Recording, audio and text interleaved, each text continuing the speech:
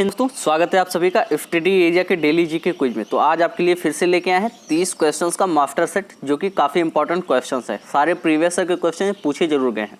इससे पहले मैं आपको बता दूं कि चैनल पर डेली जीके क्विज दिया जाता है, तो अगर आप डेली जीके क्विज देखना चाहते हैं सब्सक्राइब करके बेल आइकन प्रेस कर सकते हैं। एक बार चैनल को विजिट जरूर कीजिए, आपको ये विश्वास हो जाएगा कि यहाँ पे डेली जीके क्विज अच्छा जीके क्विज दिया जाता है। आप सारे जीके क्विज देख भी सकते हैं। चलिए, पहला क्वेश्चन है कि विश्व पर्व भारत में अधिकतम कहाँ मनाया जाता है। सारे टाइप के क्वेश्चन रहेंगे, यानी कि हिस्ट्री, ज्योग्राफी, पॉलिटिक्स सभी के क्वेश्चन इसमें रहेंगे और सभी के इंपॉर्टेंट क्वेश्चन से इंक्लूड किए गए हैं। तो चलिए, विश्व पर्व भारत में अधिकतम कहाँ मनाया जाता है। तो विश्व पर्व का इसका आंसर हो जाएगा दोस्तों केरल। केरल में आपका विश्व पर्व अधिकतम मनाया जाता है। अगला क्वेश्चन देख लेते हैं। उत्तराखंड के किस मेले में दो गुटों के बीच पत्थर फेंकने की प्रथा है। उत्तराखंड के किस मेले में दो गुटों के बीच पत्थर फेंकने की प्रथा है। तो किस मेले में है, तो दोस्तों ये है आपका देवी धुरा मेला। क्या है, देवी धुरा मेला में दो गुटों के बीच में पत्थर फेंकने की प्रथा है। अगला क्वेश्चन देख लेते हैं। केंद्र राज्य के प्रशासनिक संबंध भारतीय संविधान के किस अनुच्छेद में दिए गए हैं। केंद्र राज्य के बीच प्रशासनिक संबंध भारतीय संविधान के अनुच्छेद में दिए गए हैं। तो ये दिए गए हैं आपके 352 से 356 अनुच्छेद के बीच में। चलिए दोस्तों, अगला क्वेश्चन देख लेते हैं। गोवा भारतीय गणतंत्र का एक हिस्सा कब बना था। गोवा भारतीय गणतंत्र का हिस्सा कब बना था, तो ये सभी को पता होगा 1961 में बना था। कब, तो 1961 में। दोस्तों ये आप किसी भी एग्जाम की तैयारी कर रहे हो, सभी के लिए ये सेट महत्वपूर्ण होता है। तो डेली का अगर आप ये 30 क्वेश्चन देखते हैं तो एक महीने में हो जाएंगे आपके 900 क्वेश्चन और 3 महीने में हो जाएंगे आपके 2700 क्वेश्चन, जो कि काफ़ी इंपॉर्टेंट है। तो डेली ये सेट जरूर देखा कीजिए, चैनल को सब्सक्राइब करके बेल आइकन प्रेस कर लिया कीजिए। चलिए दोस्तों, अगला क्वेश्चन है कि स्थानीय एमपी तथा एमएलए गण निम्नलिखित में से किसके पदेन सदस्य होते हैं। स्थानीय एमपी तथा एमएलए गण निम्नलिखित में से किसके पदेन सदस्य होते हैं, तो ये होते हैं पंचायत समिति के। किसके होते हैं, पंचायत समिति के।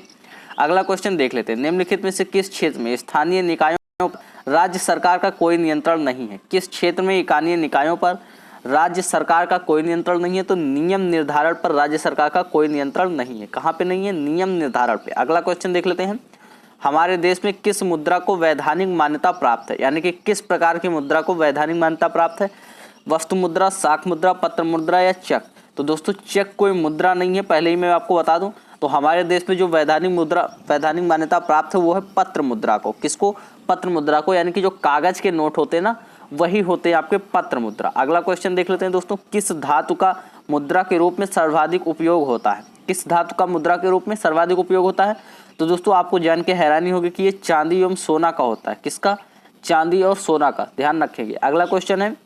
किसने कहा था कि कर्ज जमा की संतान है और जमा कर्ज की संतान है। किसने कहा था कि कर्ज जमा की संतान है और जमा कर्ज की संतान है, तो ये कहा था आपके केन्स ने। किसने कहा था, एक सेकेंड, केन्स ने आपका कहा था। केन्स ने क्या कहा था कि कर्ज जमा की संतान है और जमा कर्ज की संतान है। अगला क्वेश्चन देख लेते हैं।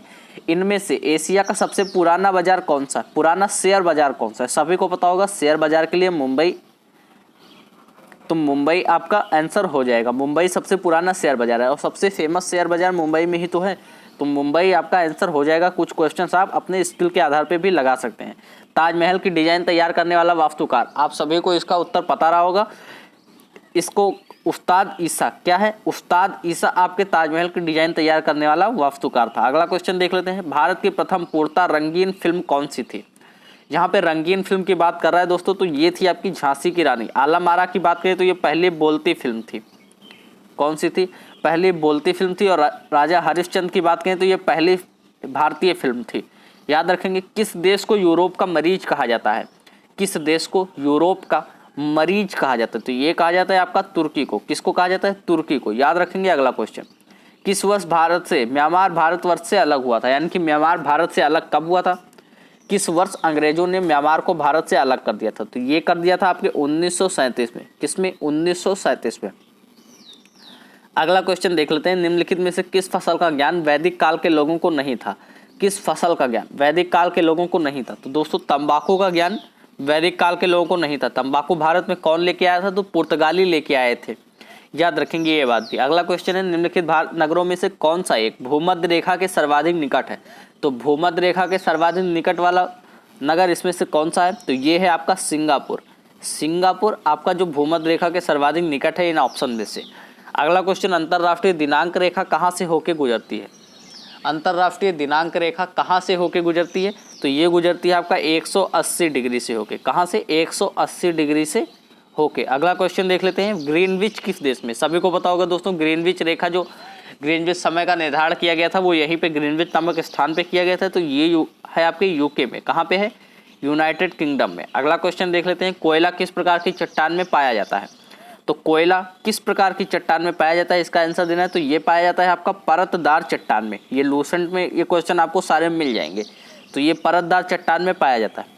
अगला क्वेश्चन है, संसार का सर्वाधिक सक्रिय ज्वालामुखी कौन सा है?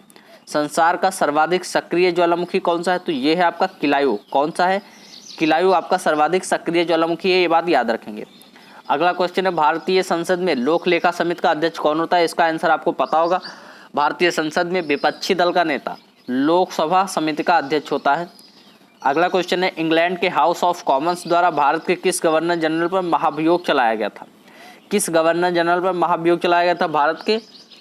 तो ये चलाया गया था आपके वॉरेन हेस्टिंग्स पे। किस पे चलाया गया था? वॉरेन हेस्टिंग्स पे। अगला क्वेश्चन देख लेते हैं दोस्तों, वायु में हाइड्रोजन जब जलने लगती है तब क्या पैदा करती है? वायु में जब हाइड्रोजन जलती है तो वो क्या पैदा करती है? दोस्तों इस बात का आंसर आपको पता होगा। हाइड्रोजन को भविष्य का ईंधन कहा जाता है और हाइड्रोजन जब वायु में जलती है तो जल पैदा करती है। क्या? H2O, यानी कि जल पैदा करती है। अगला क्वेश्चन है, तंबाकू का धुआं स्वास्थ्य के लिए हानिकारक है क्योंकि उसमें होता है, क्या होता है? तो सभी को पता है तंबाकू में निकोटिन होता है। इसमें ज़्यादा कुछ सोचने की ज़रूरत नहीं है। ये थोड़ा कंफ्यूजिंग क्वेश्चन है, इसलिए भले ही रख दिया कि मेथिलीन और ये सब दिया है तो आप कंफ्यूज हो जाएं, बट तंबाकू में निकोटिन ही सबसे ज़्यादा होता है। अगला क्वेश्चन देख लेते हैं, लाल बाल पाल। बाल पाल तथा लाल अत्यंत प्रमुख नेता थे। तो लाल बाल पाल आप सभी को पता होगा गरम दल के लिए सबसे फेमस नेता थे। और किस गरम दल के? तो कांग्रेस पार्टी थे। कांग्रेस पार्टी के गरम दल के नेता थे लाल बाल पाल।